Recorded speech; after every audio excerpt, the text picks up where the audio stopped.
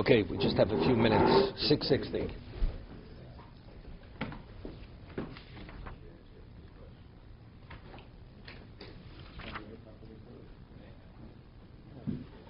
No, I think what are we, 6:58? No.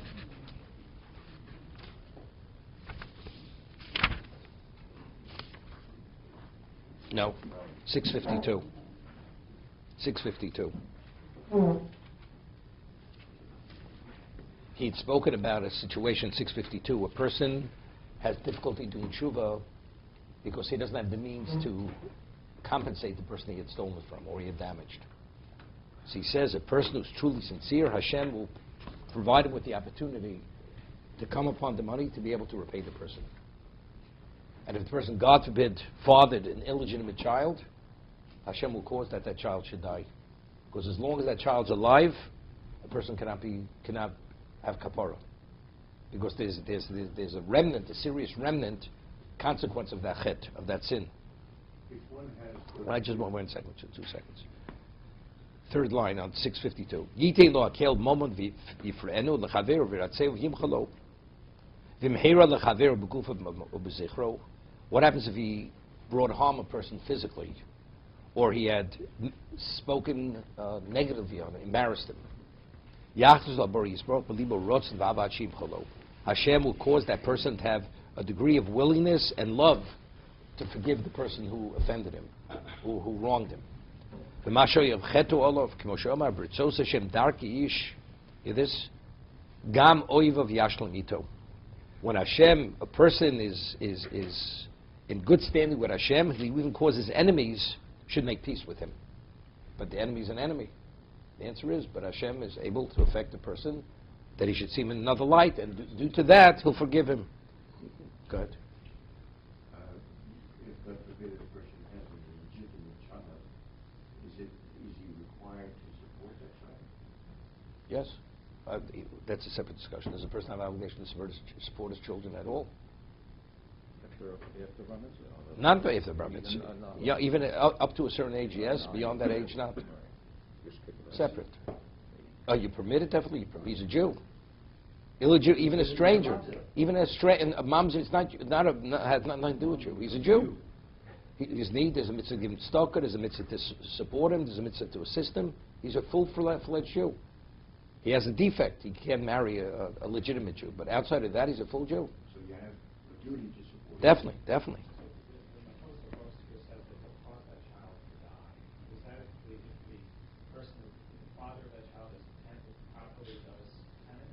Sure. If he does proper tshuva. And does this also speak to the prospects for communities in Montserrat that they will not serve up their democracy? The Gemara talks about it. The Gemara speaks about certain things. If a mamzer is known or not known, the Gemara says in the Vomas, illegitimacy is a very serious thing in Jews. The purity of pedigree by us is everything. Everything. So the Gemara says that, like we mention always the Ramban, during Vayeishev there were no revealed miracles, but there was one revealed miracle, continuous. The sota process. If a woman committed adultery, as it says in the Torah, in detail, that's what happened to the woman. It's miraculous. So the Ramban says, why? Because the purity of our pedigree is crucial to have a relation with Hashem. Therefore, because the Shekhinah is there, but if you have this kind of impurity, illegitimacy, it's a problem. So Hashem wants to weed that all out. That's the Ramban. So the Gemara says that if you have a community with mamzerim, it's something not good. So it says if they not know who they are, Hashem will cause they should die over time. They will pass away. These people prematurely they will die. If they're known, not because they're already known. They're known, but if they're not, Hashem will cause. So there was a story the Gemara says where there was Namora, a Rava, he had revealed that a certain community of mamzerim because of certain halacha, therefore they're religion. They were all upset with him. You exposed us. He says, I just gave you life. I just gave you life because if it's not public knowledge, you people are going to die prematurely. Now that it's known that you're illegitimate, now you're going to be able to live normal lives. That was his response. What is the remedy for the moms Mamzer is not. No, nothing to do with him whatsoever. He's a victim of other people's irresponsible behavior. That's all it is. The Mamzer is not at So fault. in that situation, his death is not a kapara for anything for Well, himself. it will be. It It's will someone be. else's kapara, not his No, kapara. it's not a kapara for somebody else. Not a kapara for somebody else. Not a kapara. Not a kapara for somebody else. The kapara for the other person is he does tshuva, sincere. Except the tshuva is not completed if he has this. If you have this issue, so Hashem will remove the person. Says tshuva should be a proper tshuva. Now the person who dies, of course, it's a kapara for that person. If he's an upstanding Jew, and he dies with a right mindset, then of course it says. Of course. But not only that, see, nobody's perfect. Even the mamzer, if a temp takes him prematurely, he's not a perfect person. Nobody's perfect. Midas Adin, if you go according to Midas Adin, everybody deserves to die prematurely. Right? So therefore, because he does tshuva, therefore now the Midas Adin causes that the mamzer should die prematurely. But when he dies, he's dying because of his own spiritual defect. You understand? It's not God is taking an innocent person because somebody else does tshuva. You understand what I'm saying? This has to do with what we discussed. Everybody has a blemished record. The question is, do I prosecute it on that imperfect record?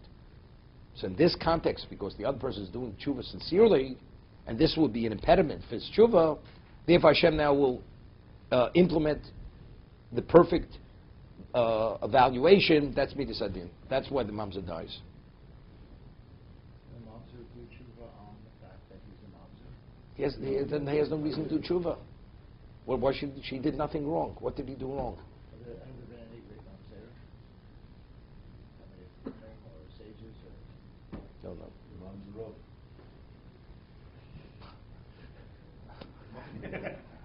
No, it's funny.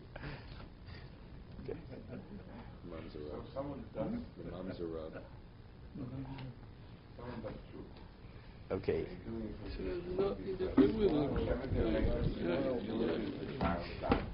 He doesn't, but that's an indication that his tshuva wasn't good enough.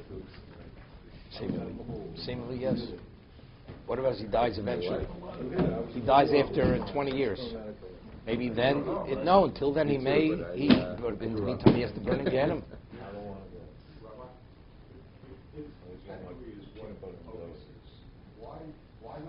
Why doesn't Hashem just cause him to not be able to procreate rather than taking his life early? What does it do to the pedigree if he gets You know, it's interesting. I want Harvey to hear this question. You hear Harvey's question? So we had a Mishnah in Avodah Zarah where there was a Roman heathen asked one of the Tanoim this question. Right? He says, we worship the moon and the sun. If there's a God, he should destroy the world. He should destroy the sun. He says, because of your irresponsible behavior, God's going to destroy the world. He says, I'll prove it to you. Procreation. A person commits adultery, and the natural process is conception. There's a mamzer born. This is what he said. Is God going to interfere with the process of procreation, of conception, because you act irresponsibly? Definitely not. You act irresponsibly, you pay the price, finished. I mean, eventually the child, if you do tshuva, the child will die. The child will die.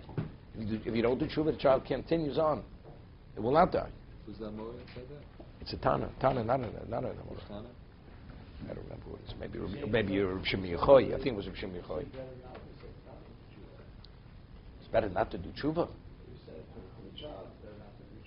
The child ultimately is in good standing in either case. Okay. But the mamzer child can marry and not have not continue the line of mamzer.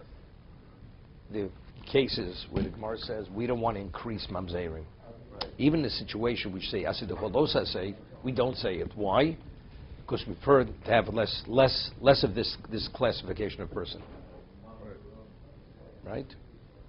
Even though it's permitted, even in a permitted situation, if we could somehow discourage a certain situation to increase the number, we try to minimize it. But at the end of the day, if he marries, he's married. Yeah, I mean, a mamzer marries a gioris, right? What's the child? A mamzer. Right? He's permitted to marry gioris. Right, but why? I thought that if a mamzer marries A person he's permitted to, the child's a mamzer. right? And it starts to- We say kol hoch When does a mamzer marry somebody and the child's not a mamzer? It goes into the adult. Evet Kanani, Right. and then because there's no pedigree, then you emancipate the child, which is a slave. That's the only case. Okay. Rabbi, you mentioned that Sota, the miracle of Sota survived in the second temple. Even though there are no Preserved impurity.